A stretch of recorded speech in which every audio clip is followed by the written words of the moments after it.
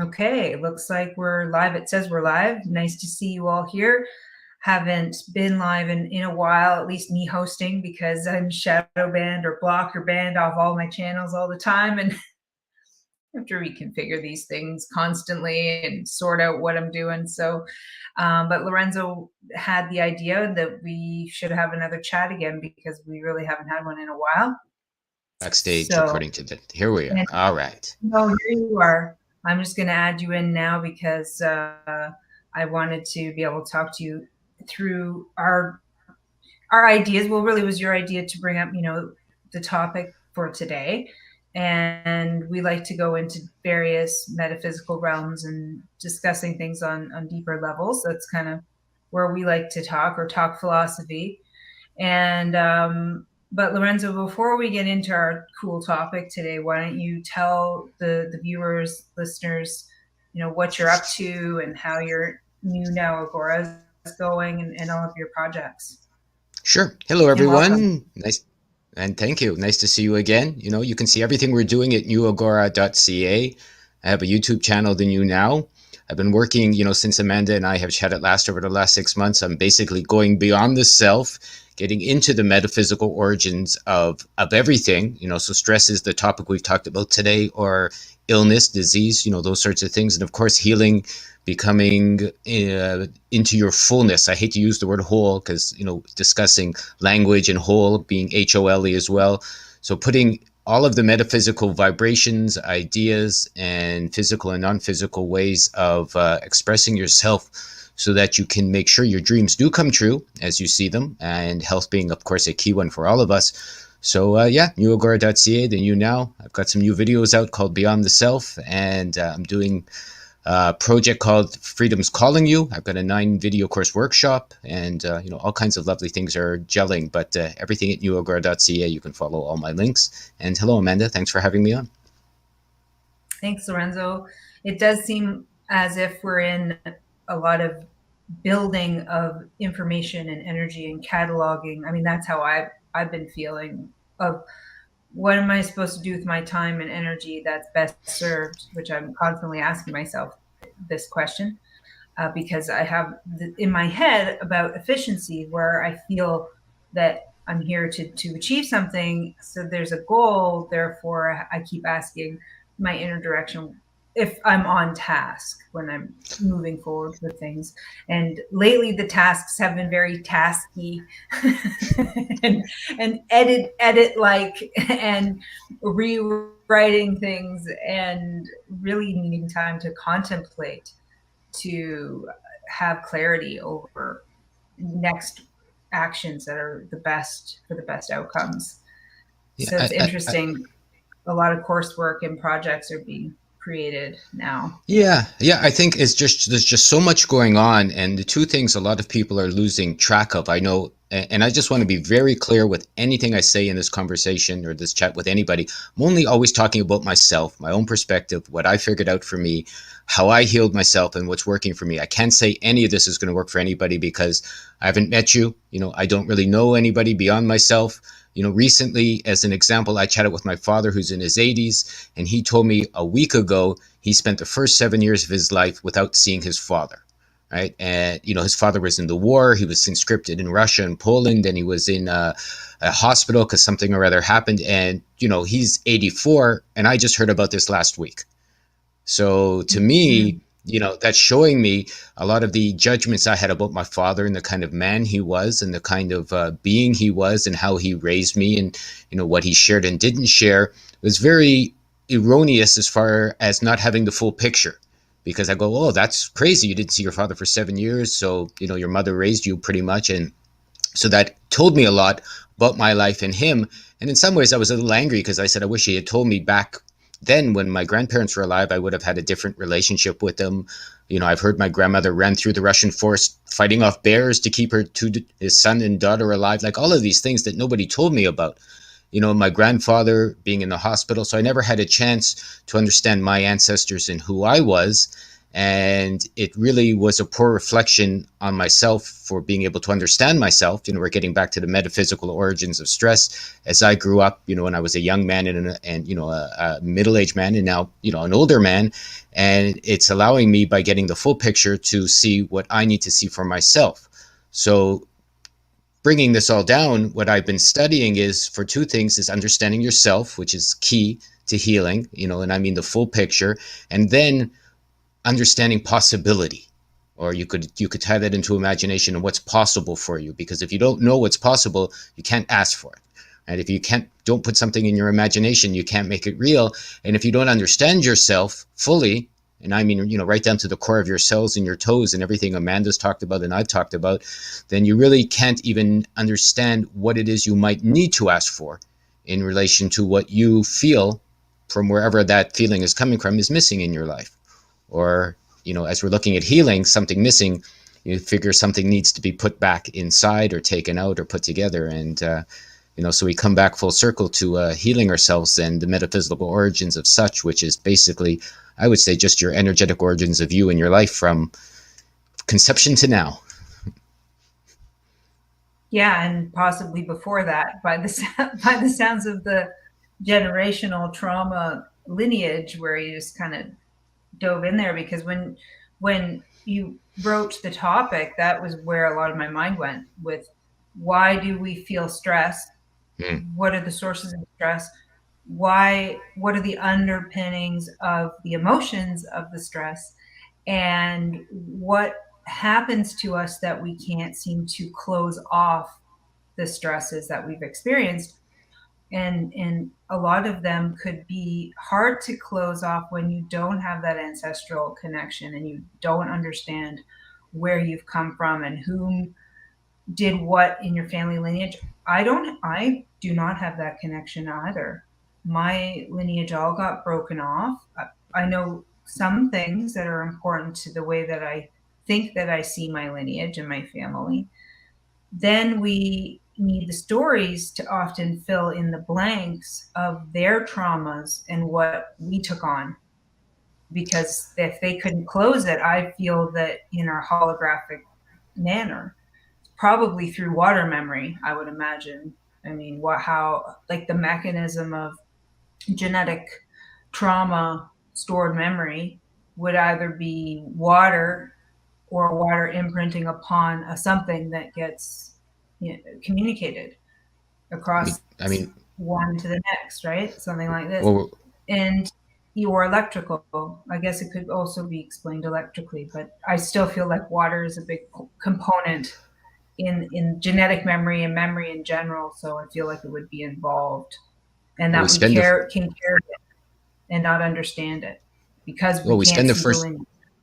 Yeah, well, 9-10 months, right? Our first 9-10 months of our life is spent in water, right? The embryonic fluid, raised in our mother and picking up that vibration. And, I don't know about, your lineage. You mentioned you don't have the full picture, but my father never even met his grandparents. Again, this was something I didn't know until I talked with him recently. I said, my father's getting up there. He's actually, in Ontario where you are.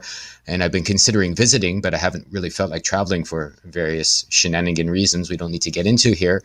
So he told me this experience, and he never met his grandparents. And even on one side, they don't know who the grandmother is. It might have been, it might not have been.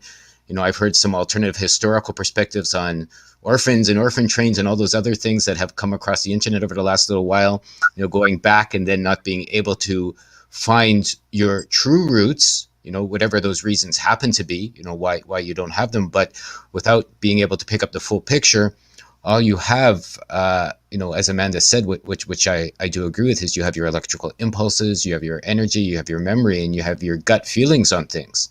So without that working very well, you probably cannot even, as I've seen for myself, figure out why you're stressed, and what's going on and what you need to heal, like why your arm wasn't working, why your foot is, why you're having trouble sleeping, all of these things, which are a direct reflection.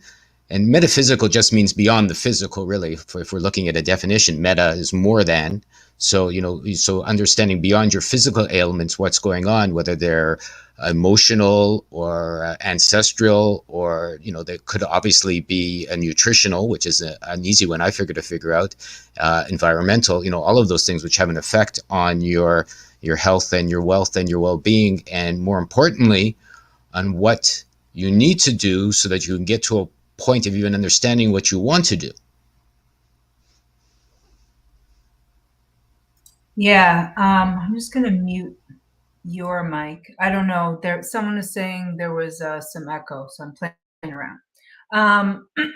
I'll wave at me or something. Yeah.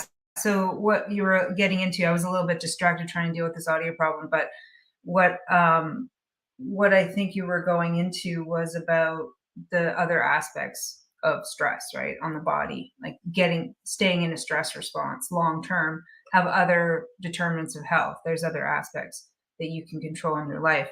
But really, the foundational stuff is important, which is the completing the stress loop inside your body.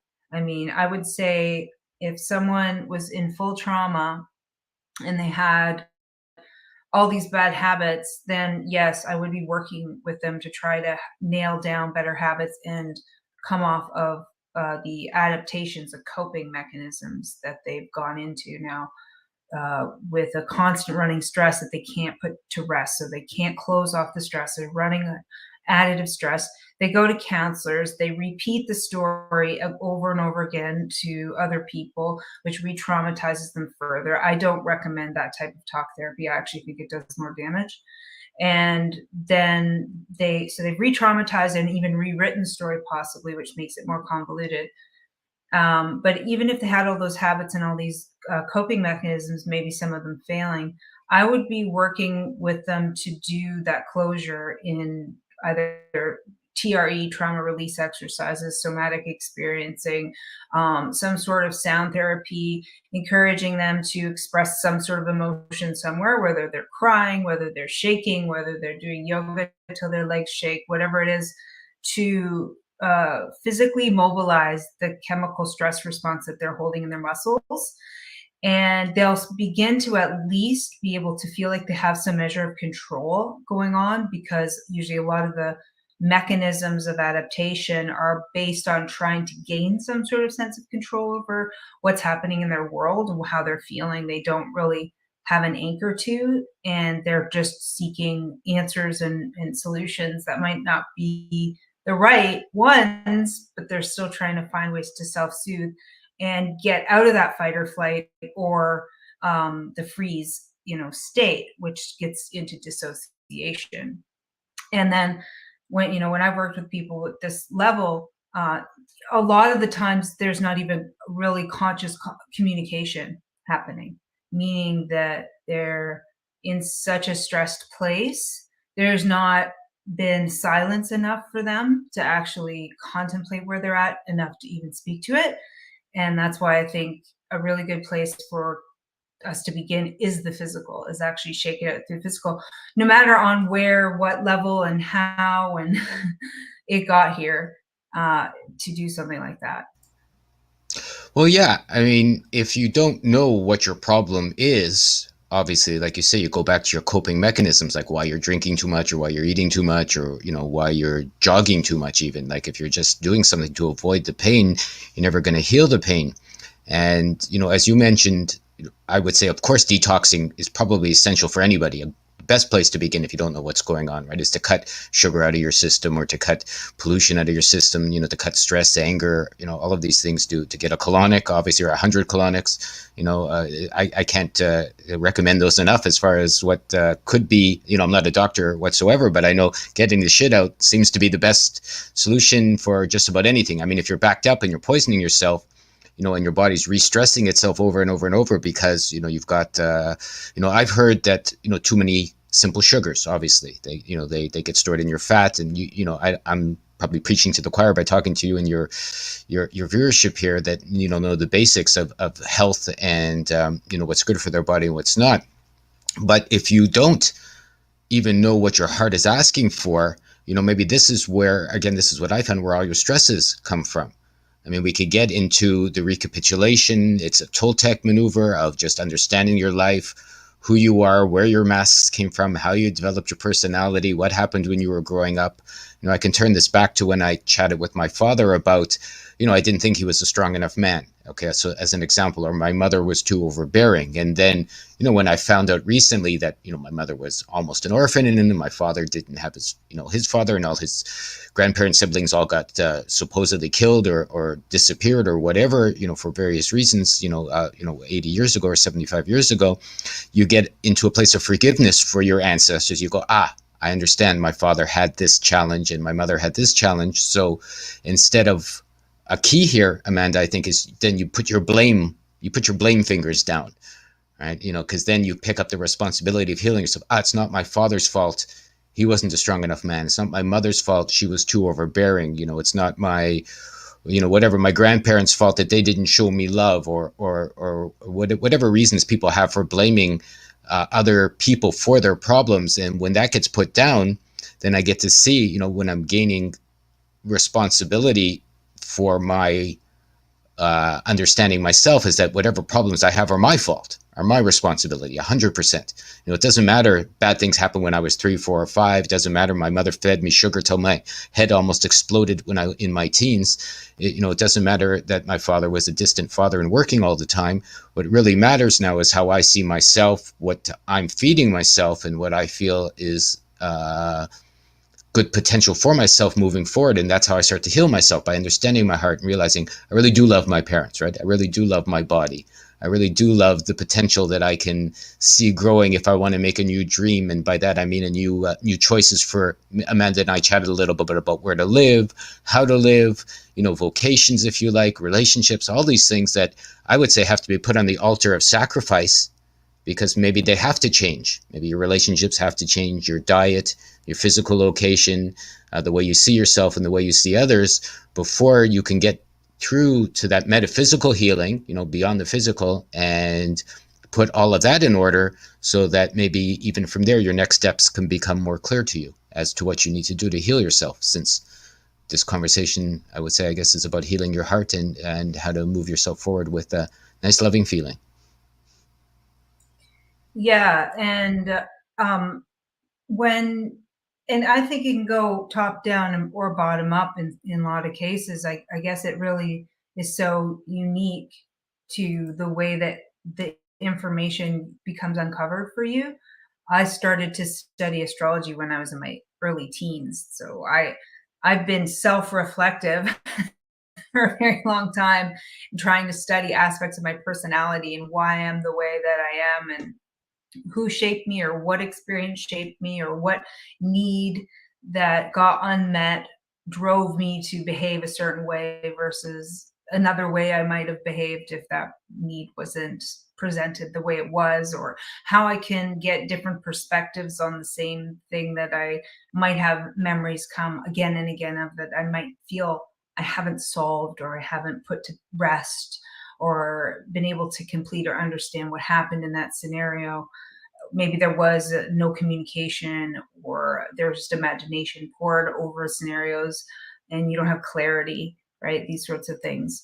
But really, the idea is, or the end goal of any which way you come into assessing your levels of stress and how you are metaphysically, and actually metaphysical is really a philosophy of trying to understand the root causation, the mental emotional aspects of why you are feeling physically unwell. Metaphysics is really, you could call it or compare it to German New Medicine in some ways, as far as like a philosophy of trying to understand things from other energies rather than just the physical body itself, and why the physical body is unwell based on those concerns, right? And we're trying to really, as a goal, eliminate blame and victim mentality and shame, because it gives us power and responsibility to feel the way we feel. Like, we're allowed to feel that feeling. We We seem to punish ourselves for having feelings that are maybe not accepted by other people, and we keep that inside, and that then festers, and we lose a lot of joy and peace and love in our lives when we do that, and we can't seem to change the thoughts and the thinking around it. And so this might be like a stress anxiety level, but really underpinning that is anger and resentment.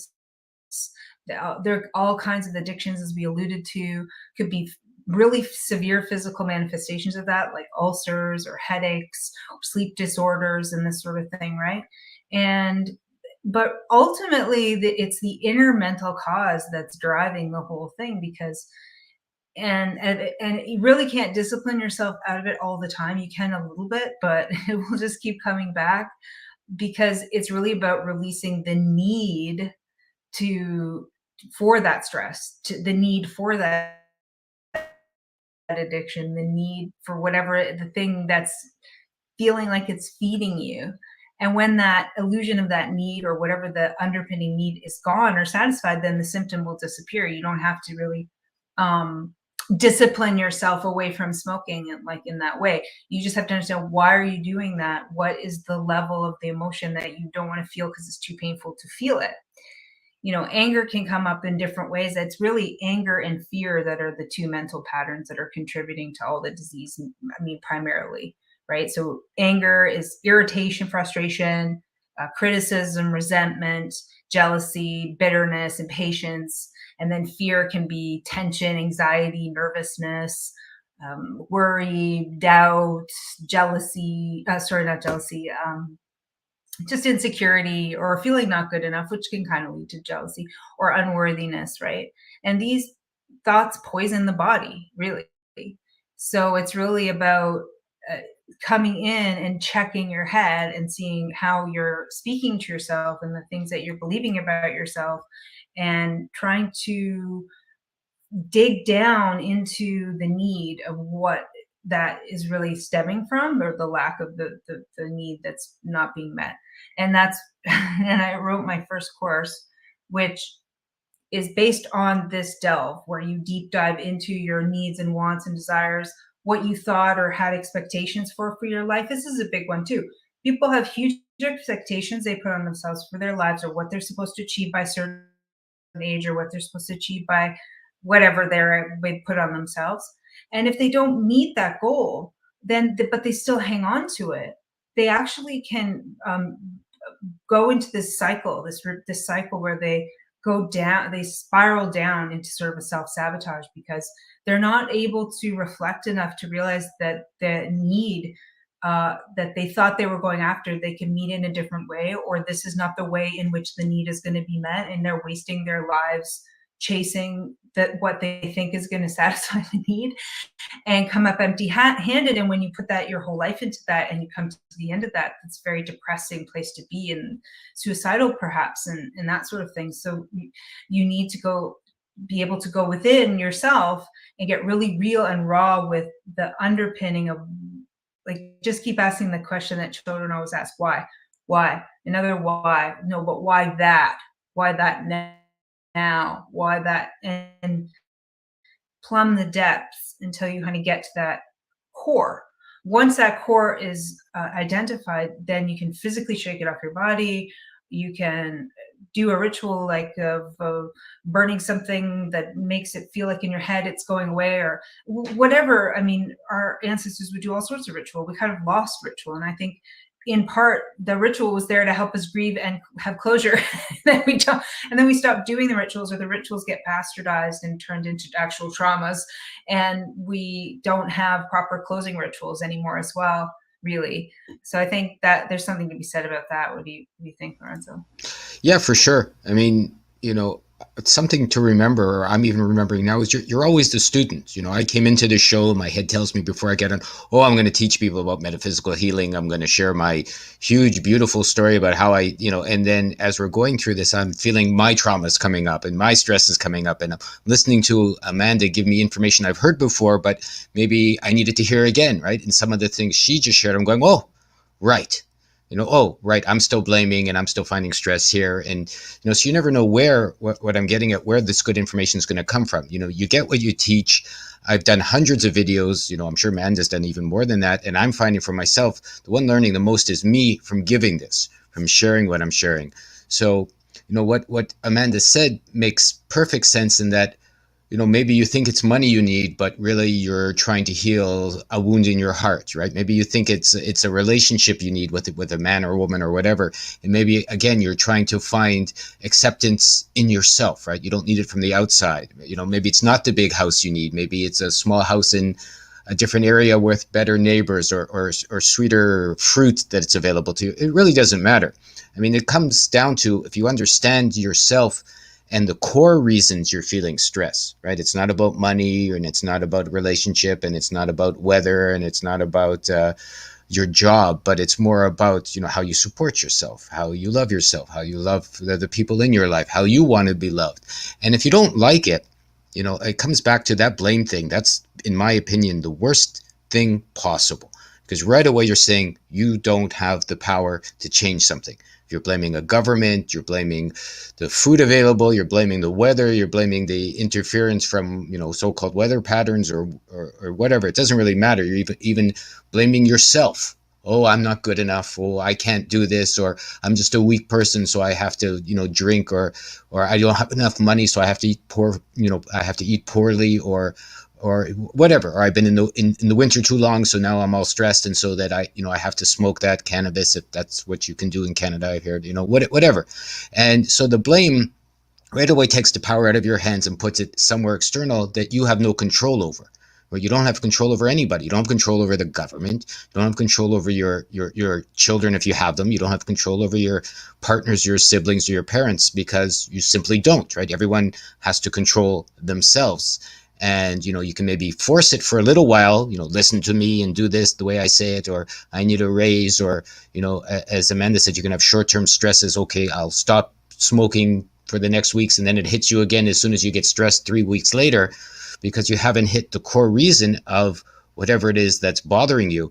And that comes back down to understanding yourself. Do you just want to be loved? Do I just want to be a strong man? I talked to my father, and I blamed him for not being a strong father for a long time, until I realized just recently, many years into my life, I go, wait a minute.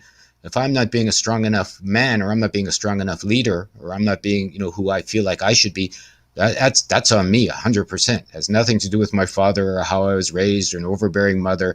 Fill in your own blanks. I mean, even people hate when I say this, that have had horrible things happen to them when they were children, and we all have had, in one way or another, poor experiences in our childhood. Everyone I've met, anyways, to this point in my life. And I'm not saying it's good, and I'm not saying they should continue, and I'm not saying, people shouldn't stop all the bad things they're doing, whatever that happens to be. But what I am saying is, when you're 30 or 40 or 50, the responsibility for changing that is 100% in your hands. If you're saying, but, my grandfather did this to me, or, school teacher did that to me, or the nuns hit me too hard on my knuckles, again, doesn't really matter. You had that experience. We don't have to get into the medical, physical reasons of why maybe you chose to come here, and you chose your parents, and you chose that. That's, you can argue that till the cows come home. But what you can't argue is, you're sitting here in your room by yourself, or even if you're with a few people, and the change and getting rid of the stress is 100% in your lap, in your hands, in your responsibility. And by understanding that about yourself, then you can start taking the next steps to change. I mean, maybe you feel the pain, and the vodka martini is not what you need. It's forgiving, even if it's hard, the person that started giving you the pain. Maybe you don't need that extra chocolate bar. It's understanding what your body really needs when you're low in energy, because it's not a sugar hit. Perhaps it's you're being physically poisoned from some of the bad foods you ate in your past, or the bad job. It doesn't really matter. But when you understand it, it doesn't make it easier to change your habits, but it does make it easier in some ways to see the reasons you need to change them. And so in the end, that does make it easier to make the choices. At least that's what I found.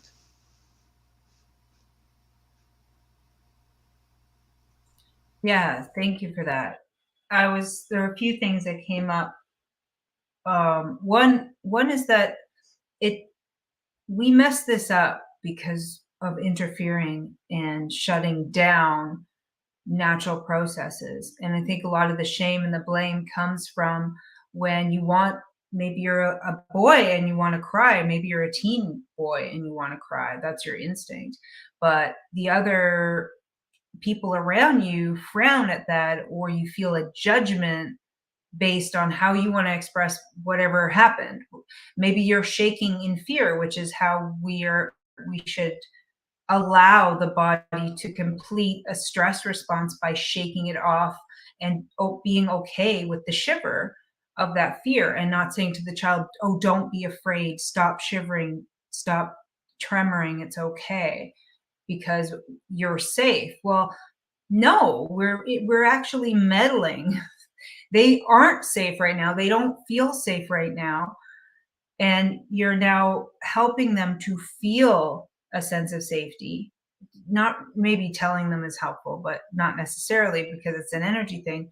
But then they're going to shake off the rest of the experience without you stopping them from doing it. So I think a lot of it is because we meddle in the natural processes and we don't understand the way of expressing grief or any sort of situation that's come that traumatizes us, which could even be minor. It could even be you're watching a movie or something and it's traumatizing you, which I think a lot of them are actually set up to do just that. And then the other thing comes down to adulthood, being your own adult and your own advocate, and changing that inner voice that starts to berate you if you don't do something correctly.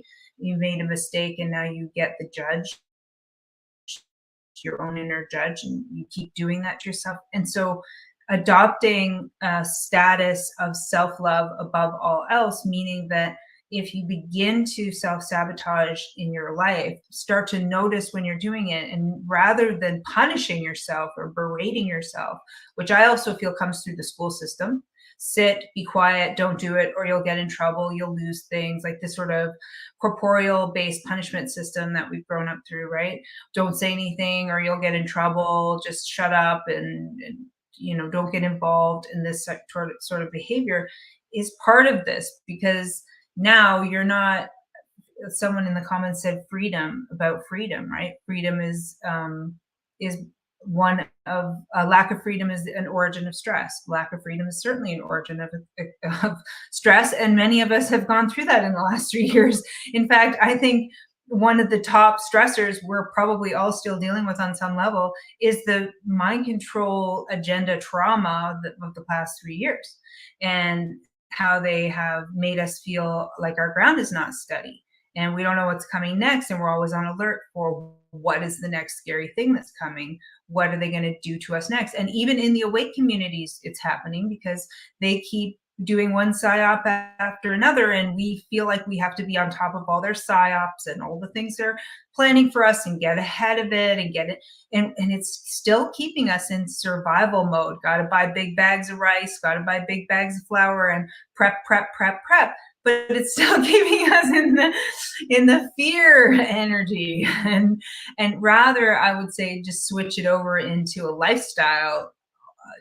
The perception is I'm changing my lifestyle to be more sustainable for my family and feel like I have the ability for my options before me, rather than, oh, I better do it because the bad guys are coming, kind of thing, right? So there's all of that to consider as well. But I know that I'm still seeking to complete that stressor, and I haven't been able to find all the pieces of the type of stress that I've gone through, because I also went through a move and changes to the business. There's all kinds of people that say really mean things to me all the time for some reason.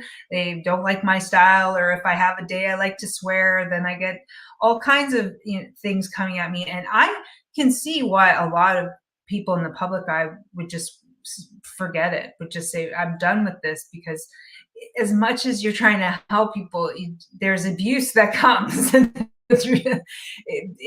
the public sphere, because there are so many abused people that they look for all types of opportunity to dump their own energy that they are not taking self-responsibility for, like an adult, onto other people and situations. And I think social media is like a festering ground for it, where you just get to go in anonymously and project and dump all your crap onto other people and go off and feel good for a while, and while the other person takes on the transference, right? And so the trauma is really, it's everywhere, it's all pervasive, and we better get on top of how to literally shake it off and get ourselves better at stress management from whatever perception and perspective that's going to do it for us in our family lives as possible. And if that means you have to cut family members out of your life or situations, you have to put your foot down and make a really strong boundary, then that's what you do, because it's self-love first. You have to save yourself first before you can really offer anything of your purpose out into the world that other people will benefit from. And we all know this. This is, I think, really fundamental to getting right with yourself, because ultimately, if you're put yourself in victim mode all the time, then you will keep finding excuses in your life that will say, oh, I see why it didn't work out because this happened. You see why I couldn't follow through on my word and my integrity here? See, because this thing happened. See, this thing always happens to me. This is how it is. This is my life, and life sucks. And then you get into this defeatist, who cares thing. And that's where I see a lot of addictions coming in as well. Who cares? Smoke them if you got them. Eat the ice cream if you got it. Life is short. We might be dead in whatever time, right? Because at that, I actually met, I'm, being in the profession that I'm in, I will come across people who are on death's door. And I remember a case of a gentleman who had fought hard against his disease state and lost or was losing for all sorts of emotional reasons as well. And I remember when he gave up and he came to show up to last time I saw him alive, and he was already 1 foot not there. And he went to the grocery store and just bought a big bin of chocolate ice cream, had a spoon, and he was literally just eating it like that as he was talking to me. And he was done. He, you know what I mean? Like, that was the complete surrender. I'm going to just give myself and do it. And sometimes maybe that is therapy for people, but I think the purpose is because it's supposed to alter you to get you self-reflective, because you're stuck and you can't see. It's not meant to be just something you do as a rote habit. It's supposed to be purposeful for you to see something in yourself so you can get out of it. So I can see how addictions can be temporarily life-saving even, but the long-term result has to come full circle back to self-love, where you wouldn't punish yourself like that. And you wouldn't get stuck and stay stuck. You would refuse to stay stuck if you were in that victimhood, self-flagellating situation. Yeah, it's a matter of being honest with yourself, if you like, and then even getting beyond that. I mean, if you're happy, nothing else should bother you. It doesn't really matter. Eat some ice cream, whatever. Have a chocolate bar if you like. Who cares? It's the people that come on, let's say, to chat with me or chat with Amanda. Like, why are you here if you're angry? Why are you yelling at someone like Amanda or myself if things are great? I mean, if your life is perfect and you're happy, and you don't like the advice, let's say, that gets shared, or even the reflective experiences that we share, why are you here? I often wonder, like, perhaps they're a troll, perhaps they're not real, perhaps there's someone being paid to bother you. It's possible. I've seen all of those things as maybes, but I'm looking at it from the other end. If someone is here and getting angry with something, when I get angry, I'm going, why am I angry with that? Why is that person pissing me off? Like, why do I want to do this? I mean, you ask yourself, as Amanda said, pretend you're young again. Why? Go to the whys until you're insane with whys, and then you get to the bottom answer of why you're doing something or why you're not. And if you come to a but, and it doesn't matter how big this but is, you got to go around the but. It's like, but this person's always bothering me, but my wife is always hounding me, but my daughter doesn't respect me enough. And Amanda said it, and I'll say it, and a lot of people hate that. Sometimes you have to leave a relationship behind. You have to leave a job behind. I remember for a long time having a friend that I would always argue with, I go, but he doesn't understand me and he doesn't see the good I'm doing and he's not sure about, this and he doesn't see that. And every time I build myself up, he tears me down, all this craziness going on in my head. I'm going like, wait a minute, I don't have to see this person. I don't have to call this person. I don't have to visit. It doesn't matter if someone's been your friend for 20 years, 30 years, or you've known them your whole life. If you're related, by blood, you don't have to see that person. You can move. And the but that comes next, but I don't have enough money, but we've been married for 40 years, but we have 3 children, but I can't leave my job. That's your challenge, right? That's the but that's going to get you over the challenge. Because if you sit down and look at whatever's stopping you, like I can't leave for these 3 reasons. I can't quit my job for these 3 reasons. I can't stop eating ice cream for these 6 reasons. Those right there are the clues to the origins of whatever's stressing you. And if you delve deep into those origins, and what really hit me the strongest in this conversation is once you heal something, you go, why the hell did I wait so long to do that? Right? Like if you leave a relationship or you leave a job, always something better is waiting. It's also a trust in your own personal power and your own personal evolution. Like, why are you here? Were you born into this life to have a stressful, stupid, unhealthy existence? Like, is like if you believe in God or spirit or Buddha or the great cucumber in the sky, it doesn't matter. But you got to imagine, as I've imagined, you're here probably to have a good life. You're probably here to not enjoy yourself, like Amanda says, like, who cares, have some ice cream, but I mean to enjoy the existence of your heart, of your love, of your creativity, of more. And if that's not why you're in your current circumstances, probably it would be good to imagine that you have a better possibility, maybe a better destiny, maybe a better, coming existence, and to figure that out for yourself. And if if your wife or your husband or your children or your best buddy or your country or your job or your monetary wallet or your digital coins or your gold bars or whatever it is people are counting these days can't come with you, good. You don't need them then. Amanda said it really beautifully back at the beginning of this conversation. Some of the reasons that maybe you're chasing these goals aren't valid anymore, right? Maybe they were valid when you were 20 and you wanted to get all the ladies, or when you were, 18 and your parents told you got to save for a rainy day and that's the only way you'll be happy. And you said, okay, mama, okay, daddy. Or when someone told you you're a man, it's like this, or you're a woman, it's like this. Maybe those excuses aren't good enough to excuse why you're not happy any longer. And so it comes down again, personal responsibility. You can do it. That's one message I'm going to bring to everyone here.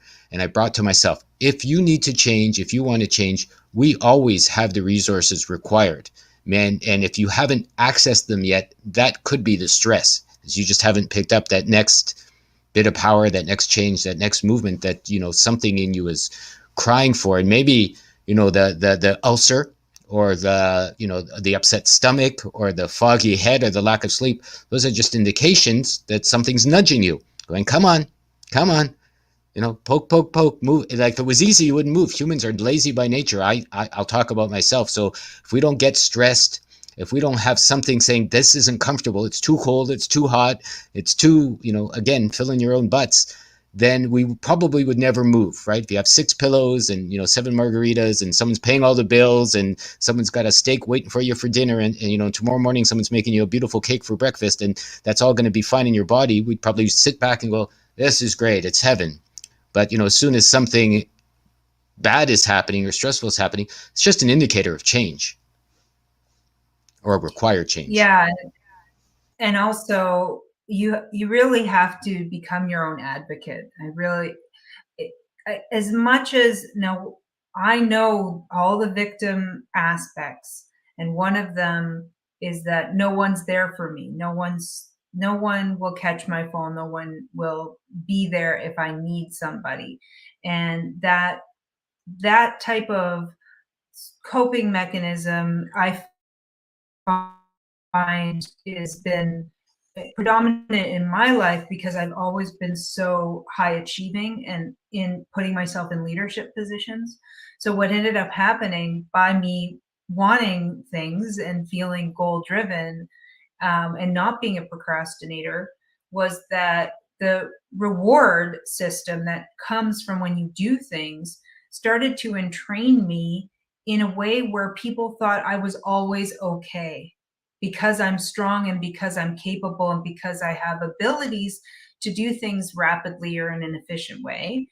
And I could get good grades or I could do those things. It was weird because I would see people who were putting themselves in lower positions having more attention put on them.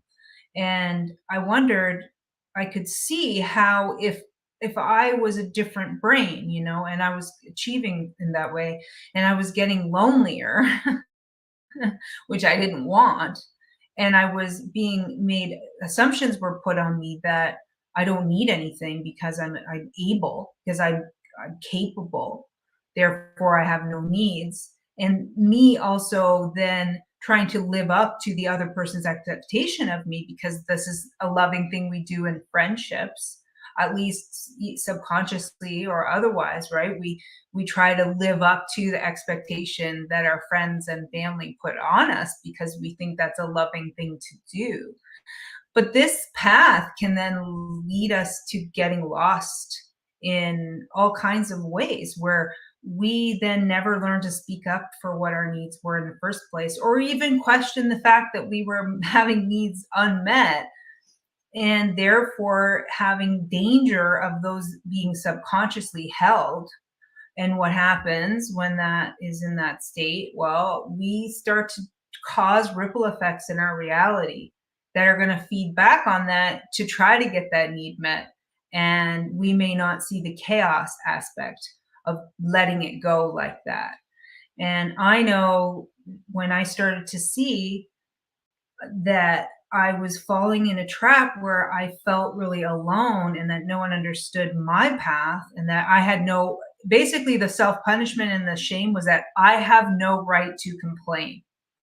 I have it good. I know how to make money. I know how to run households. I know how to do certain things, right? So I'm very fortunate and I'm steeped in gratitude, but you could still be steeped in gratitude and still have unmet needs, right? And so that's like a new age sidestepping spiritual bypassing trick where you're not really addressing that. Maybe it's an inner child need you never even knew you had. Maybe you've even done all kinds of inner work like I have for inner child and still not found that particular one. And it's starting to pop up in your reality.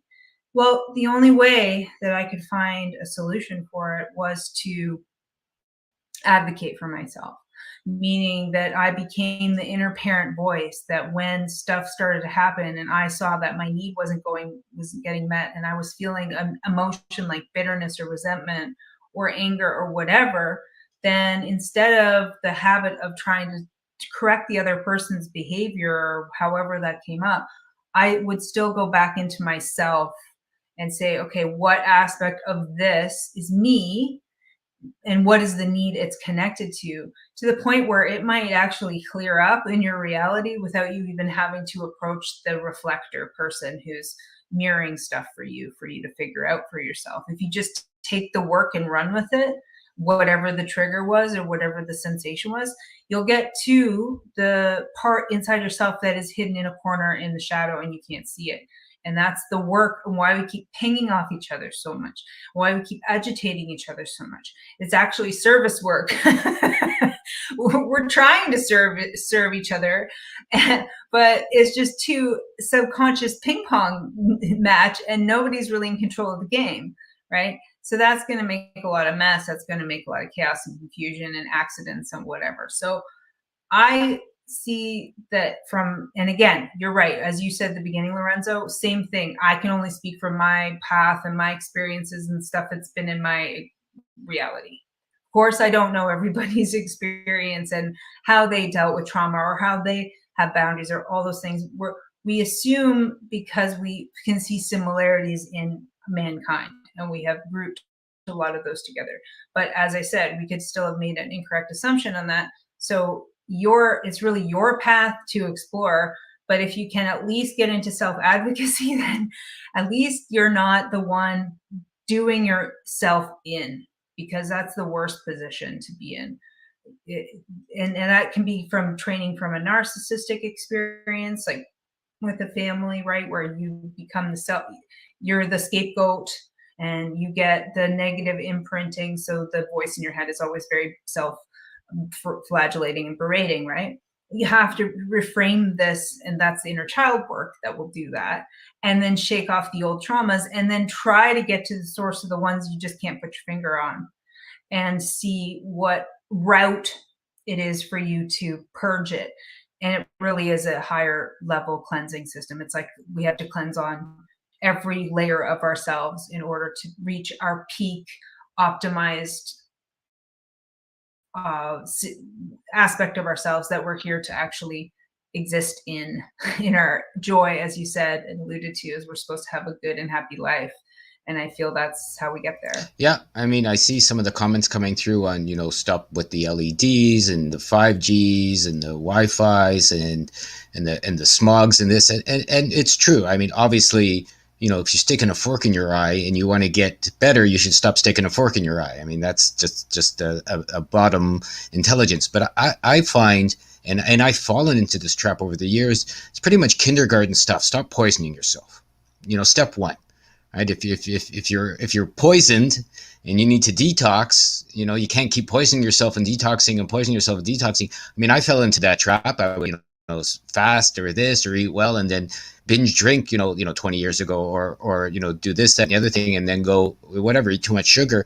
And of course, it's not really helping, right? You're just on a cycle of feeling a little bit better for helping yourself and then hurting yourself some more and feeling a little bit better. And eventually you're just going to get old and die.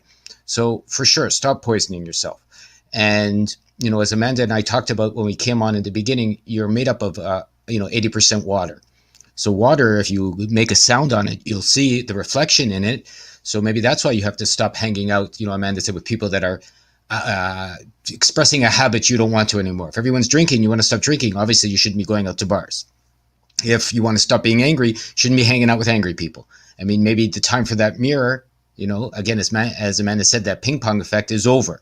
It takes two to ping pong. So if you've decided you don't want to ping pong anymore, put your paddle away and leave the room, right? And so maybe you have to be the bigger person in that case. And all you're going to do, and the reason for that is it's their fault, it's your fault, your parents, again, it's saving yourself, right? Saving yourself from the stress, saving yourself from the stresses of the poisoning, saving yourself from the stresses of a relationship.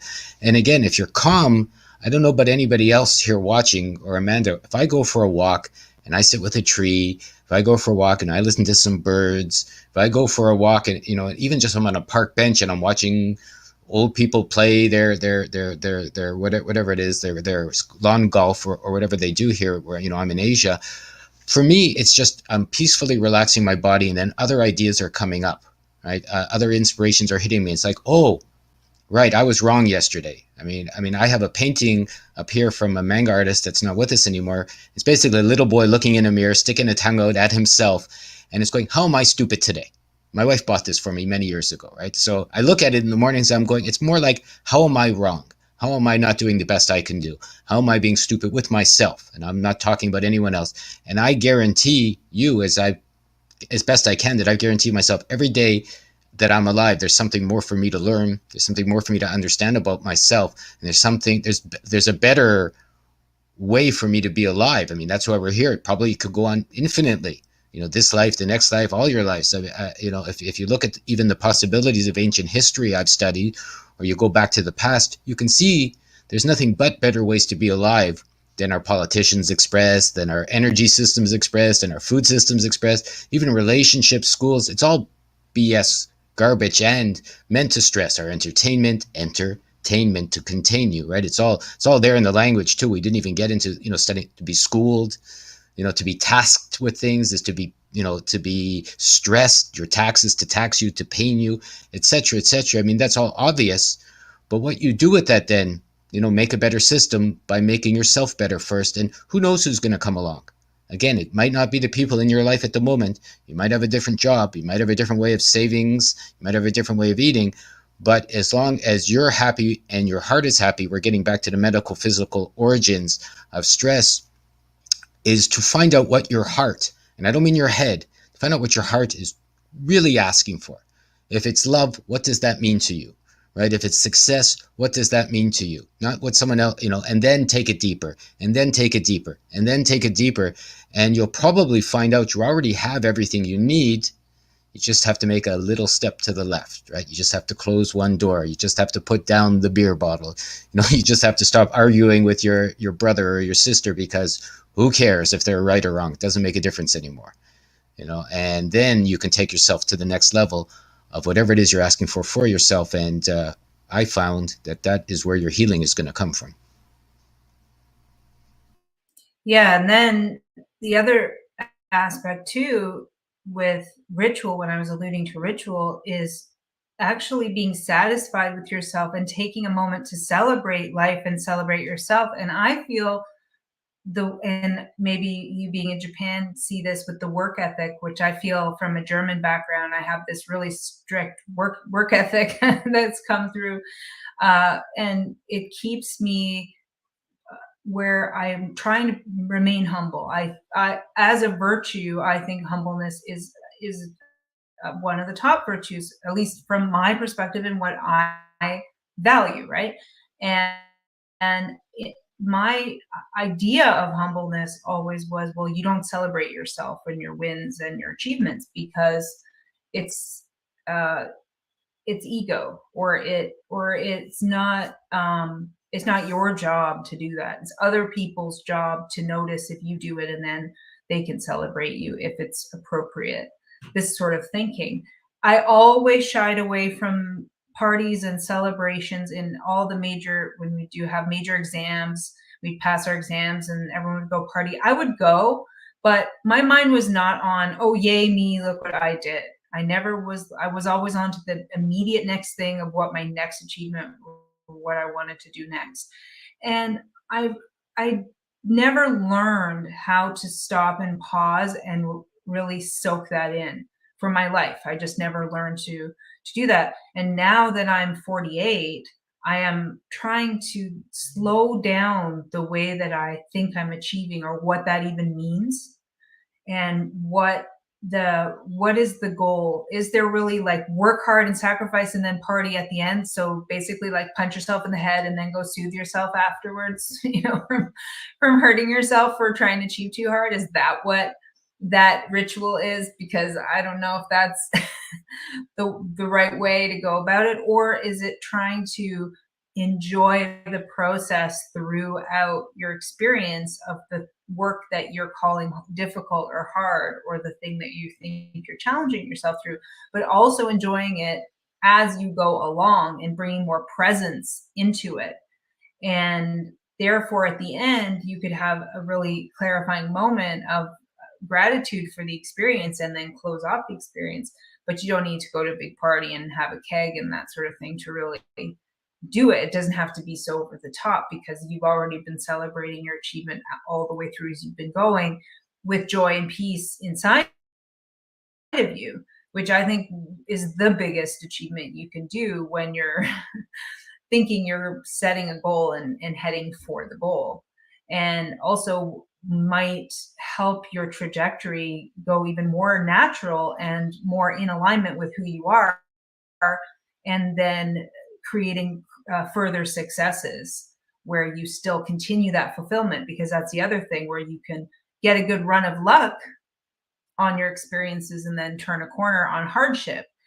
Then what do you do when you haven't experienced that level of hardship, or have the skill set in order to navigate that, rather than going into, well, there won't be celebrations on this one. Will there? So are you still going to even pull through the difficulties with joy in your heart, and with an ability to see that there's some good shift that will come out of all of this, no matter what? Is that a perspective you'll have? Or does it go all the way into the poor me, I'm a victim now, look, it was going so well, I must have done something wrong to deserve this, I must have angered God, I must have made karma, whatever the belief system is, then trips you up. But that's, as I talk about the spiral a lot, this is how we go up the spiral. It's a spiral on an angle. Seems like you're heading backwards before you get to the next level. And it can feel like a failure, but it's really just a test. And if you see life like that, as a series of events that you have choice over the way you respond to or react, inside of, I think that you can avoid a lot of the traumatizing experiences happening in the first place, so that after you don't have to go and close the session and heal the trauma over and over again, or make ripple effects of trauma in your own family's lives. Yeah, and I see some comments on government and rules and things like that. I mean, seeing how you're going to fix something, maybe it'll be a surprise on how you get there. But the reason I've been sharing all of this is it's not a philosophical system, or it's not a belief system. It's practical. Right? We make our reality. I make my own reality. If I'm feeling good and I'm smiling, people are going to feel good and smile back at me. If I'm walking around grumbling, people are going to grumble back at me. I've seen that over and over and over. I mean, I remember a story when all these viral shenanigans happened of a fellow that was separated from his 12-year-old son. His son was in South America. I don't remember what happened with his mother, or she ran away and stole. It was what the, and he supposedly couldn't travel from the United States, and it was in South America over Mexico because of the border rules and this rules and the medical intervention rules and all this other bullshit. And he just said, it doesn't matter. I want to see my son. Right. And 100 people told him he couldn't see his son. Right. So he got in the car. He got into Mexico. That's all right. He traveled around. And, to make a long story short, when he got to the other border going into South America, and you supposedly needed your, medical certificate to get over, he shared his story. He was stopped at the side of a road by an army fellow for whatever reason. Maybe his plates were from the States and he was in Mexico. I'm not sure the bottom reason, but when he shared his story with his fellow, this army guy snuck him over the border to see his son, because he said, I understand how you're feeling. This is, something, my heart is feeling your heart. And let me show you a way to get over so you can go do what you need to do and get on with your life. Right. And he met his son. They came back. I don't know if they lived happily ever after or not. I didn't follow the story after that. But for me, that was enough of the story to see that doesn't matter what someone tells you, doesn't matter what the government tells you, doesn't matter what the rules are, doesn't matter what certificates you need, doesn't any of this. Like, it's all outside stuff that's a trick, in my opinion, that is stopping you from following your heart and going to wherever it is you need to go. If the government says you can't do something, F them, really. If your friends say you can't do something, it's that this is part of the dross you toss. Right? Oh, it's even rhymes. So you toss all of that. You toss what the government they tell you. You can't do this. You can't. I mean, I don't know how many rules I've been told I can't follow, and I've never listened to any of them. And here I am. They changed rules in junior high school because I missed 60% of my time, and I still got A's because it's all nonsense BS they teach you. You can memorize it, and regurgitate it back to them, and get your grades. You're not really teaching you anything. I was lucky. I had a mother that said, you want to stay home, you're getting good grades, I don't care. But then they changed the rules because, wait a minute, it's not about the grades. It's about, you being locked in this class of attendance so that you learn, later, so I learned what schooling really was at the time. It wasn't about understanding. It was about, modifying your behavior. Right. And, so that changed me as how I've grown up and seen other things, and hearing the story about this fellow. And this is one of 100 stories of people that haven't listened to what they were told they cannot do, and they did it anyways. And the answers can't be immediate. Like, you're not there yet, right? You're going into your unknown. That's something a lot of people have stress with. The unknown stresses them. So, another part of this metaphysical healing, where I feel you have to understand yourself, is you have to gain the power and the strength and the bravery enough to understand you're ready to face whatever comes. I mean, that's a lot of the things that bring people stress, why they want money, maybe why they want relationships. I can't face being lonely. I can't face, without having savings. I can't face without, knowing I'm going to have my food in the refrigerator for the next week. I can't face without having my, 6-pack of cigarettes or my beer beside me because, some stress is going to come and I won't be able to deal with it. So when you make yourself into the type of being where you're ready for any challenge, then you're ready to go into your unknown. Then you're ready to face whatever's stressing you. And then you're ready to take responsibility because even if it hurts, even if you fall down, even if someone bloodies your nose, today I'm okay. I wanted to make some t-shirts. Like, we're all alive. We're all here that are listening to this. You've had your 20 years, your 50 years, your 60 years, and probably you're pretty much okay, even if you have some physical ailments. So far in your life, you've made it. Right? You're here, you're alive, even if you have whatever challenges you have, you're doing all right enough to have an internet connection. You're doing all right to be sitting in front of your computer listening to us, right? You're doing all right to have no one's chasing you with a machine gun. Probably you haven't stopped to listen to us if someone's after you with a knife, or there's monsters with big teeth trying to eat your feet or whatever in the background. So somehow you've had a good enough life to be where you are, to where you can sit down and enjoy this chat that we're having and pick up that information. So probably you can take yourself to the next steps, whatever they are for you. And there's nothing but, even though no one can help you, there's nothing but advice, there's nothing but help, there's nothing but free videos. I've listened to hundreds of Amanda's videos. I have 100 videos. There's probably 100 other people that have 100 good videos with good advice. So there's really no excuse if you want to get to where you're going and heal yourself, become metaphysically whole, healthy, and empowered, if you like, unless the blame is looking at you. If you pick up your cell phone or you go into the mirror the next time you brush your teeth, and that is where blame begins at home. I would say, because that's where change starts as well. Yeah, that's well said, Lorenzo. 100% agree. And we're really having to do this work now, and it's really it's mandatory. I don't think we get around it. I don't think we get a free ride here. And when that work is done, though, there is a new type of ease that can come into your life, and a new type of effervescent energy that just feeds you rather than drains you. And it's the effort you're putting in creates a different type of momentum in your life. And then you can utilize that momentum to get yourself out of being really still stuck, or wherever you find that your life is stuck. And if I identify stuck energy in my reality, which I've had to face a lot recently, and ask, is this because it's not supposed to move forward because everything's in perfect timing and I don't want to meddle, and so I have to just be patient and wait? So is it a fact that I'm just being impatient, or is this that I know that there's a stuck energy and I need to actually look at it a few ways and decide how to work around and move and mobilize the energy and detox the what's happening, so that I can get progress in my life and things moving forward? Because everything is change in this place. It's constant change. And it's really about flowing. If you're flowing change, it's not shocking. If you're stochastically jumping from one traumatic change to another, it can be jarring to you, can be shocking to you, and it can result in that trauma response. And that's where I'm trying to always look in my world to see, is there energy stopped or is it flowing? And where it stopped, why? And is it stopped because it's protecting me, or is it stopped because I'm supposed to find a workable solution around this? And constantly challenging yourself in this way will give you a habit of doing that to your life, in your life, so that you don't get buried. It's like putting your room away.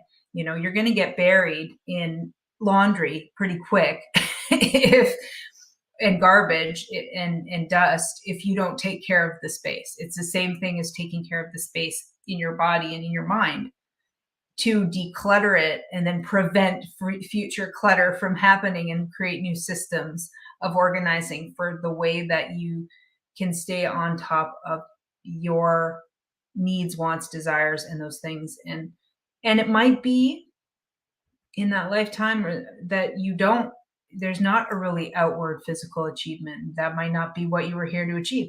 It might be an emotional achievement that you were here to achieve. And we're so material that we're being told we have to behave and achieve in a certain way.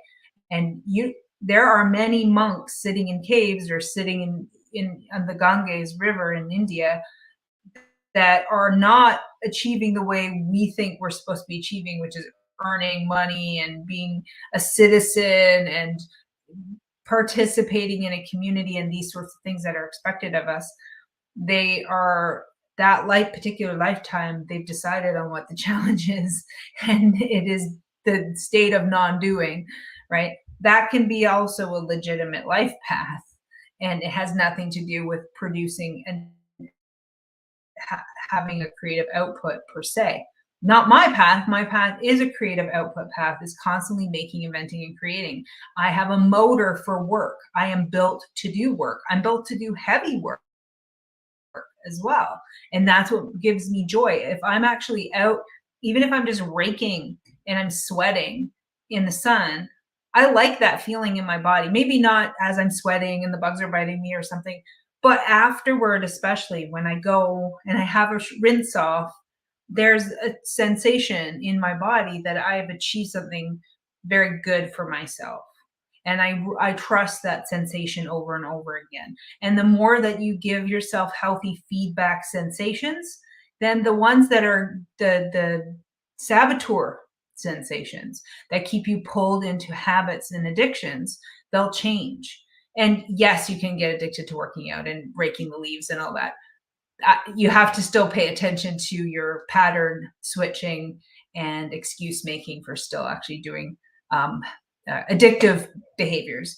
But I've seen better outcomes, at least for people who can funnel their energy in a more constructive way, and they can still get out of the addiction cycle after the fact. So yeah, very, very interesting and important to touch on this topic, especially as I see a lot of arguing between parties and kind of a divorce between alignments and things online a lot of the time, and divisions and beliefs and ideas and that sort of thing. And one of the things I was teaching, I was just with Beth Martin's group and teaching them about how to have critical thinking skills, and that whole aspect of how to sort out a problem, and using the Socratic method, which I think I'm going to dive into more and maybe even do a presentation on, specifically how to bring the Socratic method into your life as a tool to keep asking questions for clarity to get to deep truths. And you can do it in obviously the official scholastic setting where you prepare, and it's you have a mediator who's helping you have those questions answered, or who's fielding the open-ended questions. But even for us, it is asking yourself an open-ended question and trying to come up with the answer of why you're doing or acting a certain way, or why you have a specific desire or goal, or what's driving you. These sorts of things. And it's very helpful to get your brain working for you, switch off like your limbic system and the parts of your brain that are in fight or flight mode or survival mode, and really trigger, just even through deep breathing. If people just learn how to deep breathe when they feel like they want to react into something, like stop and actually do a really full breath and get your frontal lobe switched on, you can think through the problem without reacting to it emotionally most of the time. If you just took a sec. That's a pretty simple fix that you can actually employ when you're tested and you feel like you're going to be upset at something, that you can get out of that stress response, icky feeling in your body, which is probably what you're reacting to and why you want to just transfer it onto somebody else in the first place. Get control of that mechanism, turn on your thinking brain, and actually come at it with an adult approach, rather than, putting clown faces and joking at people and whatever, which loses context in the written word, and or whatever, just judging somebody for how they're trying to communicate, rather than realize the limitations of the way that we are taught to communicate with, also in this state of English, as far as that's concerned, that is very limiting as well to how we communicate. So we don't have all cylinders firing as we're trying to make these severe corrections, so that the ultimate goal is so we can really have proper community and really have proper communication and really be able to get along, and not have a government totalitarian network trying to govern and control us because we're ungovernable with ourselves. We don't want it, but where does it start? It starts with our own governance inside of ourselves. And that's the reflection on the outer, Big Daddy coming to tell you you're a child who has to behave right and behave the way they want, even though they're absolute 100% narcissists. don't we want out to break out of that cycle? I think we do. And in order for us to do it from a metaphysical perspective, we need to get a hold of what's happening inside of ourselves and the way that we are taking charge of our lives. And that will have ripple effect everywhere else. And we'll also model it for our children and other people and really do true service to this place. Yeah, I mean, if they're giving you rules you don't like, don't listen to them. You know, you don't have to fight anybody. I remember sitting around a little while ago, and my wife reads the Japanese news and saying, "Oh, all the prices are going up here. The prices are going up there. They're doubling this because they got to give all the money to some near Russian country over there." I don't even want to get into any of that garbage as to why they're supposedly squeezing everybody, which is all BS. And I said, wow, that not me. My prices aren't going up. I don't see that as my reality. I don't see that as something I should worry about. And it's not up to them what I pay for my food. It's not up to them what and and then I'm walking around the neighborhood and I come across this little stand near someone that's selling ice cream and sweet potatoes. There's a whole bunch of carrots there, in bags, very cheap, half price in the store. And so I picked them up and my wife reads the sign because I don't read Japanese as well as I should. And it says, my father's growing these organically in some small fields over there because he loves growing. And so for half price, more than organic, best, I didn't even believe carrots could be juicy, right? Like to this day, I'm still shocked at how sweet and big these were and half price. And they're not legally organic. They don't have labels on them. They haven't been packaged. They haven't been taxed. They haven't been sold in the stores. But every Monday, and I've been going there for a few months now, that because her father loves growing and that's his hobby, and he does biodynamic growing, and he doesn't even call it that. He goes, well, I just want to make sure everything's okay and the soil's good and the food is nice, and I just love doing this, and it makes my heart feel good. So I've been eating these beyond amazing, beyond organic, beyond what have you, bits of food. And how did I get those? I have no idea, other than I made a choice. I don't care what they say. I made a choice. It's not about these little coupons in my pocket or these digital phone digits or whatever. It's more about me getting the nutrition I need. I'm going to let the world tell me how that shows up, and my heart's going to follow it. And I've followed my heart and found the best I've ever had, the best of the best of the best. And how did I find it? I couldn't tell you because it came from my unknown. But more importantly, as Amanda said there, it came from a choice for me to say, I don't like this government system. I don't like these rules. I don't like being told what to do, especially when it's obviously unfair. So instead of, they're doing their job. I don't, how many people say, oh, the politicians, if they do this, it's better, or this guy's going to save us, or this lady's going to save us, or if they change this rule, we'll be okay, or if they lower our taxes, or, do this for our energy. This is being done on purpose. You really have to be, to grow up, put your big boy pants on, put your big girl dress on, or switch it around if you like, doesn't matter to me. But you realize the government or whoever is doing this on purpose. So you have to purposefully change who you're listening to, why you're listening, and what you're doing, and the outcomes you expect. And, as Amanda said, maybe it's not going to be as easy as walking into your neighborhood Loblaws and picking up your carrots because that's what you want. Maybe you'll have to find someone selling them on the sly down the road who loves farming. Doesn't matter. That's what life's about. It's the adventure. It's the journey. It's the beauty of finding new solutions. And then your power grows because now I know from my experience, I don't have to listen to their rules. It's not a guess anymore. Go, wait a minute. I changed my idea of what's possible for me to feed myself. Maybe you want to grow for yourself. That's great. Maybe you don't. But maybe there's 100 people, because there are beautiful people out there doing beautiful things. There are beautiful men. There are beautiful women. There are beautiful children. There's nothing but really nice people out there that have been stressed and strained and caged into being not so nice. So, you'll find them. They'll find you. Your vibration will attract what you need to do. And from there, you'll be able to make the next choice and the next choice and the next choice. Metaphysically heal yourself. Get beyond the need to be addicted or sick, whatever that is for you. And I think it's an organic thing. A flower grows because it wants to grow. It doesn't really matter the rules. You put it in the ground, it's going to grow. Doesn't care what the government's saying. Doesn't care what you're saying. Some sunshine, some water, some nice winds, and it's growing. And, I think we're the same.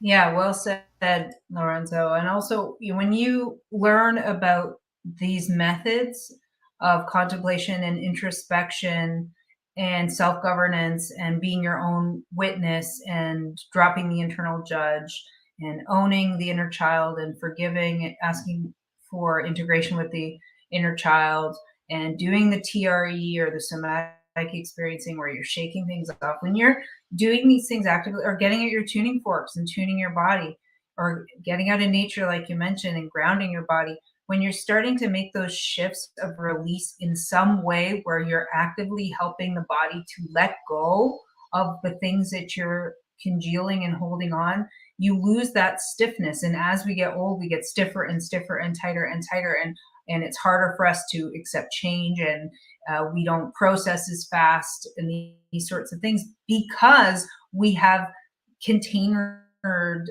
or put into containers all of these experiences and lock them inside of our bodies. And when we begin this self-loving approach, we become empowered to the knowledge of what is in here. And when you know that part, maybe you don't know who you exactly are, but you know enough of what you are. You know enough of how you operate. You understand your inner desires that drive you. You've reflected on those. That's the ungovernable person from the outside, because now you've stepped in as governor. They can't government you or brainwash you into thinking you have to hand over your power to them all the time.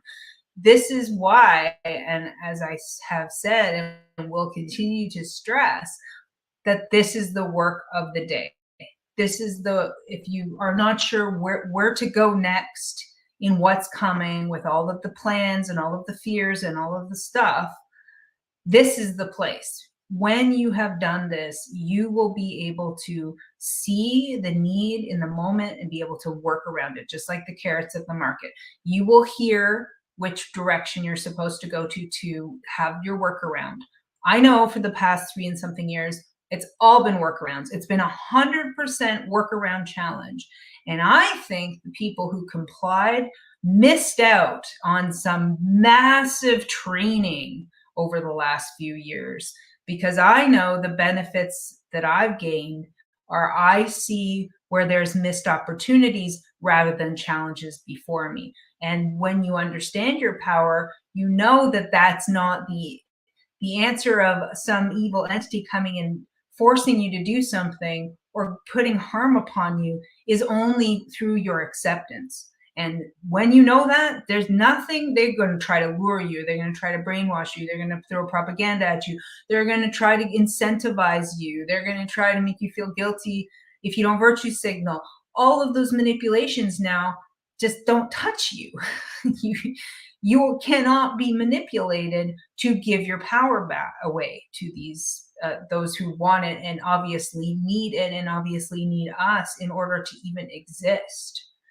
And this is the sea change that's required, because it hits all kinds of points, not only to walk away from the totalitarianism, but also to figure out how you're going to work in your own networks, in your own local communities, in your family unit, and where you stand in that as a PowerPoint, because you just went through a whole bunch of training. So you have a skill set now. And that skill set of figuring out workarounds is going to keep happening, because they are going to implode this system at some point.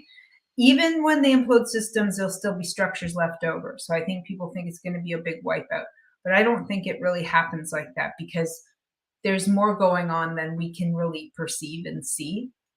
And if we take it from that this is supposed to serve us into some purpose, if we pour the waters of consciousness on the fact that whatever's happening here is part of something that we want to be a part of or need to be a part of, then we are going to pay attention and have a different perspective the way we see the signs and the information coming to us. And when you get heart-centered and when you are grounded in yourself and when you've done that work and you're not in constant stress, when BS comes at you, you're like, yeah, nah, like this. And when you're stressed and you can't see and you're putting out fires in your life and you're in chaos, then when chaos keeps pinging back at you, you're going to just keep reacting, and it's a chain reaction, right? And I really do think it's fundamental for us right now to really get a hold of this. And it's been something that I've been contemplating quite heavily lately. Yeah, I mean, look at your life. I mean, I've look at the last 100 years. It hasn't been that great. Even when people were making money, even when the 80s there was lots of money going on, or my father was doing well as a higher middle class, people were still slaves. I mean, my father still had a job where he was gone 6 days a week working all the time. And people go, "Oh, the good old days." They really weren't good old days. You know, I look in Japan where the salarymen worked themselves to death in the 70s and 80s. So what do? You get a fast car, you get a mortgage, you get a bigger house, you get a little bit more square footage in a big city, Toronto, Tokyo, Los Angeles, wherever. And really, what are you getting? Like, people I found have forgotten that life wasn't really that good. It was maybe better because they let you have more cookies in a week than before. But think about 500 years ago. Think about 1,000 years ago. Think about the golden age. Think about the times that have probably been hidden. If you do some reading and some studies and you see some alternative history, you can probably figure out humans weren't meant to be doing jobs. Humans weren't meant to be working for these illusionary bucks or gold, whatever. I don't care digital. I don't care gold. I don't care what they call it. Doesn't really matter. Your time was meant to be spent in creative endeavors, making something wonderful for the sake of making something wonderful. Because when I make something beautiful, my heart goes, "Isn't that amazing?" My head goes, "Can we sell it?" Right? And I'm going, "What are you talking about?" Right? You know, or somebody has a good song, and then my head goes, "Maybe we can sell it, make $1 million." And you're going, like, what's going on here? Right? It's like there's a beautiful song, share it. You have beautiful art, share it. This fellow makes beautiful carrots. He literally sells them. I can't even understand how cheap he sells them, but he can do it because he wants to share it, right? And I tell her, "Tell your father this is the best carrots I've ever had." She goes, "He's so happy to hear that." And that's the end of that, right? He's not going, "Maybe I should charge more money now, or maybe I should formalize my carrot making plantation and rule the world with carrots." You know, it's not the case. The case is he likes being in the soil, doing what he's doing, making something, and you can tell in the taste. And you know, that's not a language thing. It's not a thinking thing. That's a creative, loving aspect, and that is perhaps why we're here. That's perhaps the beginning of those workarounds Amanda just mentioned. I mean, so you work around the government. Good. You don't listen to a system. Good. You don't have a country you like. Good. You know, none of this is even, you know, at the end of your days, I can pretty much guarantee when you're having that last breath and you're going off to the other side and you're dying, you're not going to be saying, "I'm so happy the government changed the rules," or "I'm so happy I have," you know, other things are going to come to you. You know, I've had some almost dead experiences, and you're sorry. I was an asshole. You're sorry you weren't loving enough. You're sorry you weren't nice to your mother.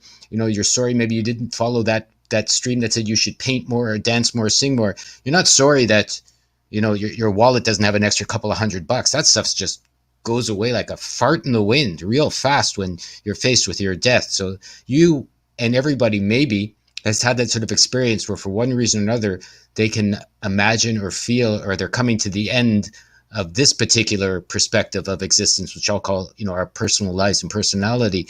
And you know in that moment what's important to you and what's not.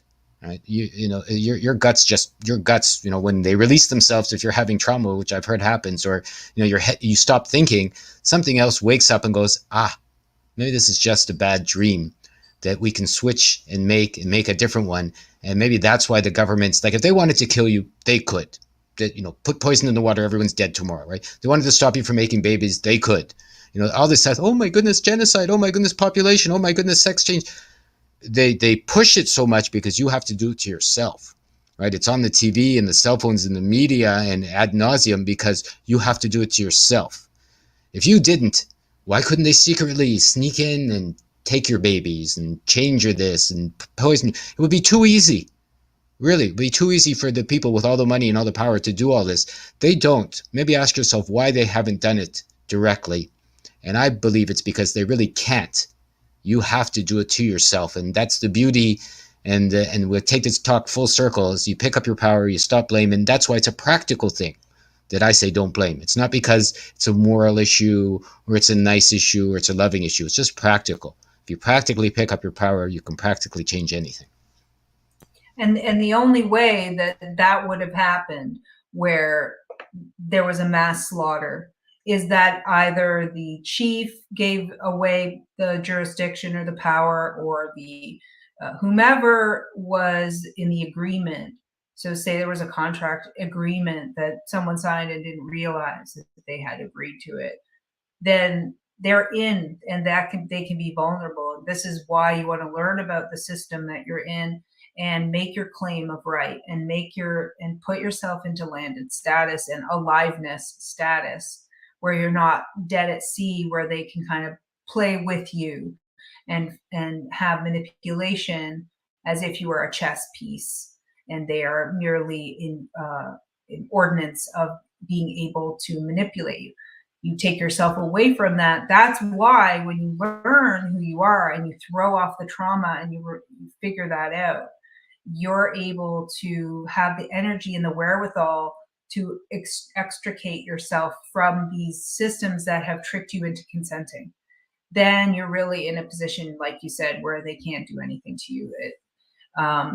There are laws and rules of this place. And I think a lot of the ancient books and ways were trying to show us how to do that, exactly how to achieve it in this vessel, because it is bringing the ethereal into the physical form. It actually is in and through us, and the physical it matters. Physical matters.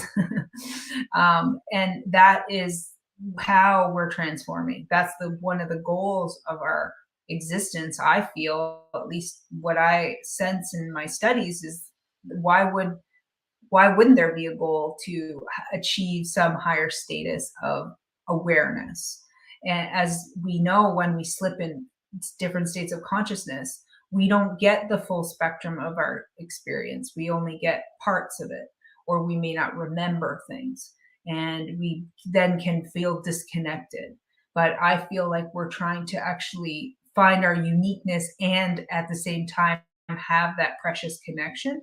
And that takes effort, work, and chiseling of this form into an optimal state where the Christos, like George W. Carey talks about, rises up the spine and bathes the brain in the oils, and it assists the pineal to work properly. Then we can have other ways of knowing and seeing this reality, getting other perspectives that can assist us in this process of having our most aware experience. And perhaps that's the end of the goal. When you've achieved that, you move on, or that's all guesswork. But I do feel inside of myself, again, speaking for myself, that feels to be a goal to me. And in order to achieve that, that means the state of being has to be purified in order to vibrate where you want to vibrate. And people will go there in all different directions. I don't think there's one correct path. Probably why there's so many different spiritual lineages out there that also all can get you to your goal. Probably, there's as many paths as there are people. You are the path. Someone in there is where is the contract or tacit agreement for chemtrails? It's not about that, right? It's really not about whether there's a tacit agreement or a contract. My story about that is when I used to walk around saying, "Oh my goodness, chemtrails! Oh my goodness, you're taking my son! Oh my goodness, you're stealing my day!" Getting angry. That was my experience. But more recently, when I'm walking around feeling very good, the skies part for me. I'll take a long walk, and at the end, even though it's a cloudy day, the sun is, because I go in my reality, in my dream, it's a sunny day. In my reality, I have chemtrails. They poison the water. It stinks here of chlorine. It's harder to get organic stuff, in Japan than it is supposedly labeled organic stuff. But with the farmers I find, or the local stuff, or the wind that changes, my dream is just not as affected by these outside forces. So the agreement, as I see it, is an agreement with yourself to allow those things to affect you or not, right? I mean, maybe that is why we're here, to discern, distill, and make ourselves so powerful.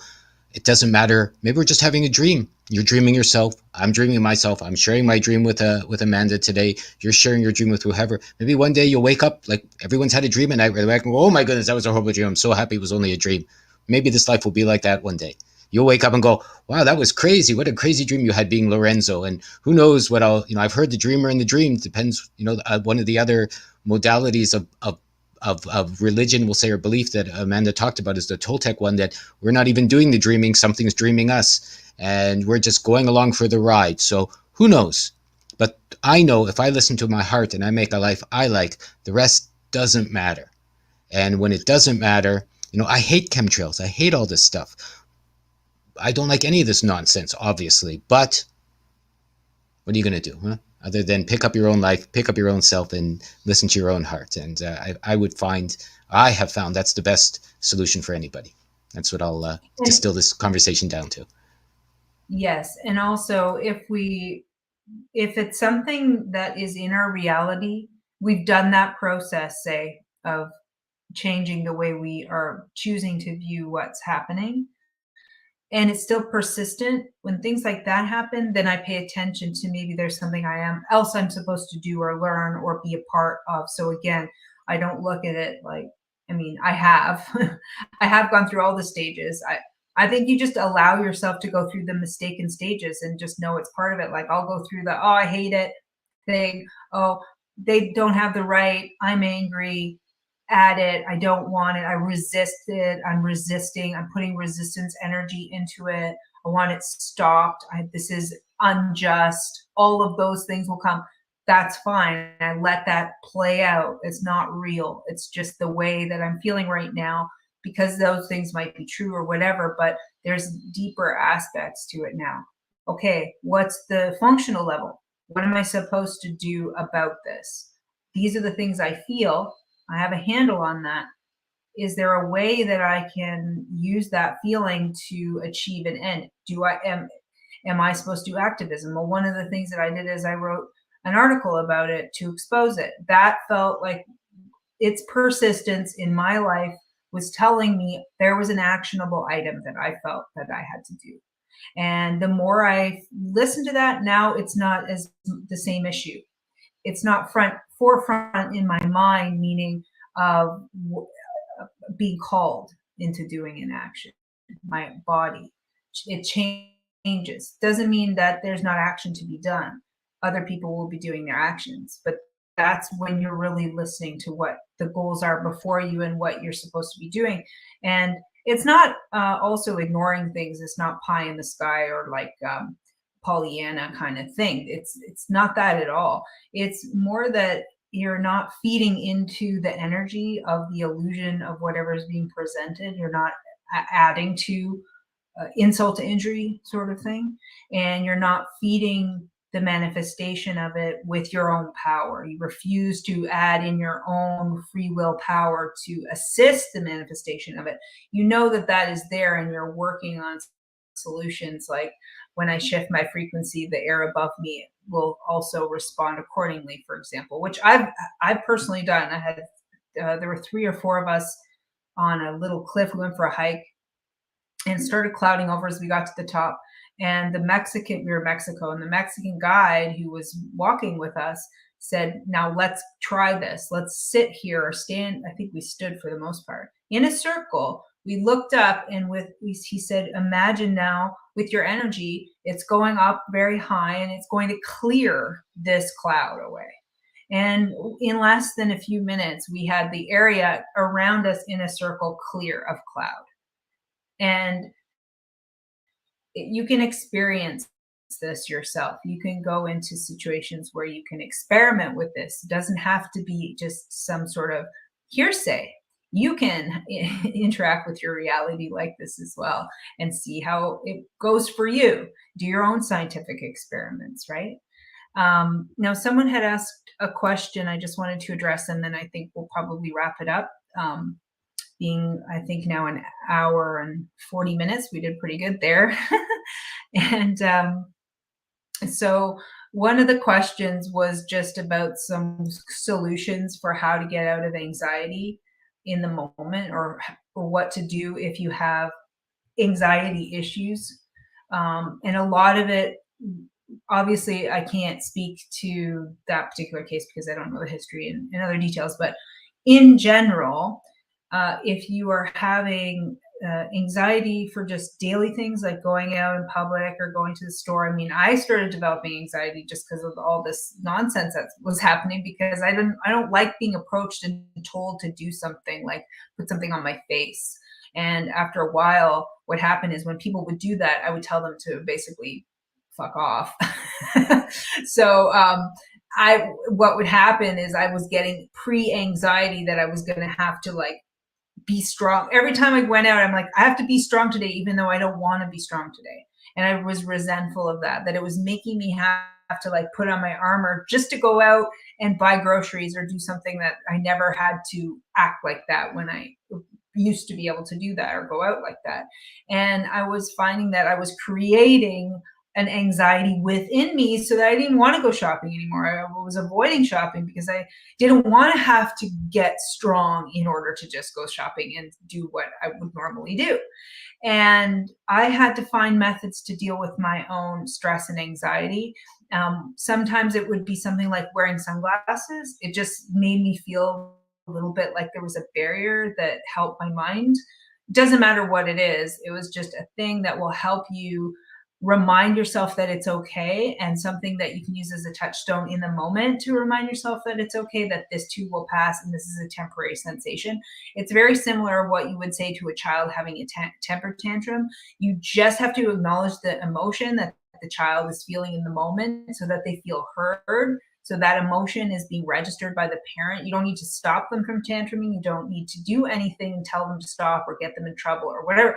You just need to be a listener and reflect back to them what you think you're hearing. Like, oh, you sound very frustrated right now. You sound very stressed right now. I'm sorry that you're upset. I hear that you're upset. But doing that to yourself. Oh, it sounds like you're stressed right now. Your heart rate's a little bit higher. Maybe what you can do is step off into the bathroom and maybe just relax for a minute, or just pause for a minute, or maybe you need to just park the shopping cart and go outside and get sun for 2 minutes, or maybe you just have to pretend you're looking at your phone while you do some really nice deep breaths and collect yourself in the moment. I had a panic attack one time going shopping. This was way before this whole thing was going on. And I'm very sensitive to other people's energies. And I was around someone who was getting panic attacks a lot. And we had just had a sauna, and also sauna heat can be a trigger for panic attacks. And my mother told me she would always get panic attacks from saunas. And I don't know if that's because that was in my head subconsciously or what the scenario was, but I ended up going to the grocery store and having a very surreal experience of having a panic attack. And you do feel like you're going to die, and it's quite a suffocating feeling. And that was when I first learned about Picana's Sistabil, that I always have around now, just in case there's someone with a panic attack, because that remedy can stop it if you put it just on your tongue. It's a spagyric homeopathic blend, and it can really help you just regulate in the moment and get your faculties back so that you can get yourself to a place where you feel more safe or comfortable. And just it snaps you out of the heart rhythm and the heart rhythm feeling, like you're going to have a heart attack, which is what it feels like when you're having a panic attack. Okay, so that was one remedy that I found out by going through that experience. And just keeping yourself as clean as possible and always in detox mode. So you're keeping your magnesium levels high. You're addressing your adrenal fatigue. You're looking at your adrenals. You're seeing where you're in cortisol states. You're taking deep breaths before you eat anything, so that you can absorb your food properly. You're ensuring that your gut health is good so that you are actually absorbing your food, because gut health is brain health and heart health is brain health, and all of these aspects are part of your thinking process. And if your gut is off and you're getting bloating and gas and all this stuff, or, I suffered from IBS for years, and it was a total adrenal problem because it was a nervous system issue, and that was affecting the peristalsis of my gut. And so I would just shut down my gut faculties. I would be out and I would just tighten that. I would do it unconsciously, would tighten my guts. And then I'm eating snacks and talking and walking around. What do you expect? You're going to get bloating and gas and discomfort, and eventually that whole syndrome.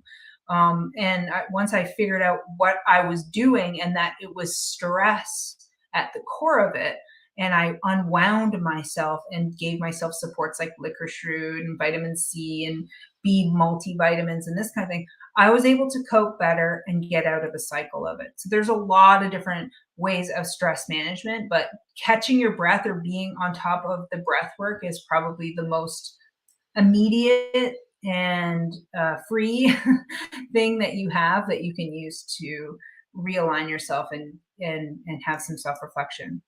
But I think we'll start to wrap it up, Lorenzo, if you want to have any parting words. Yeah, anybody that wants to come can come to the New Now. I've got 100 videos there. I'm going to invite Amanda to come chat. I'd love to chat with her on the Socratic method. That could be an interesting chat for us to take things further. Amanda's got billions of videos. I'm probably exaggerating a little on how to help yourself. So, really, if you're feeling like you need to do something, whether it's 5G affecting your microbe, as I'm reading some here or this, that you really have to stop blaming, because my guts got better when my stress levels went down, when I changed how I'm viewing my reality, even though there's 4G, 5G, and I'm sitting in the middle of a busy city here. Yes, it can affect you, but in the end, you affect yourself more than anything can affect you. As Amanda said, to take a deep breath, figure it out, eat better, move along, see how you can do. Newagora.ca, come to my website. There's all the links are there. There's a whole bunch of information there. Put a lot of Amanda's information there as well, and a lot of beautiful people sharing beautiful things. And, info at newagora.ca. If anybody wants to write, anybody has any questions, I'm happy to point them in a direction that's helped me. Maybe it'll help you. Again, I can't say, but, I'm just underlining the fact that if you do want to help yourself to get healthy and heal, even without investing any money, as Amanda just said as well, there's a lot of free ways out there, and there's a lot of well-earned courses out there too that you need to pay for. I know Amanda's put some work into some. I know other people that have. I know I have. So if you want to, go deeper and you want to reward people for the efforts they've put in to help others, well, I'd say that's a good use of your energy as well. And I wanted to thank Amanda for having me on. It's been a great chat, better than I had imagined. Thank you, Lorenzo. Yes, always enlightening, our chats. We like to go multi-layers deep, which is very valuable for everyone. And I really thank you for your insights and your wisdom. And someone was here, I'll put up, it's called Stabil. Yeah, so it is, that's the name, and it is on yumnaturals.store if you're interested in that. I know there's so much more we could say on this topic, and probably should, and we'll let time distill as we always do, and perfect the next time we speak, which I look forward to. And yes, maybe it will be about the Socratic method. We'll see how far I get on my own studies of it, because I only know a little of it from school, actually from studying philosophy. And it should be part of homeschool curriculums as well. And being that I'm homeschooling my daughter and teaching her the trivium quadrivium sort of format, meaning it's on non-conventional way of helping children get proper skill sets and their needs met. It's be perfect for new parents as well to learn that sort of style of communicating or coming to good solutions for your family. So, and someone asked about the eye serum. Yeah, sorry. I just gave this is a new formulation and it sold out like overnight. And but I just gave my staff the recipe, and they will make some as soon as the really cool roller bottles come in stock. So very soon. Thank you, everyone. This is great. We will replay the live probably on all of our channels and stuff later on. I think we were kosher enough to not get banned off of YouTube. Maybe we'll see. I never know if I've offended anymore. No. I don't really bank on it. No, I'm happy to put this up on my channel, yeah, if that's okay with Amanda later on my YouTube channel, and let people get it where they want. So there's nothing but ways to find us, and that and everything else. So thank you so much again. Thank you everyone who's given us the nice thank yous. I appreciate all of the love and all of the support and all of the beauty that's coming my way, and I'm happy to share as much as possible going forward. Absolutely. I concur here. And thank you again so much, Lorenzo, for being here. You can find me at yummy.doctor, at healingwithdmso.com, at yumnaturals.store, and at dmso.store, and also on Telegram and all kinds of places floating through this space. Thank you very much again, and have a wonderful, wonderful rest of your evening. And bye for now. We'll talk again soon. Bye. Stay true.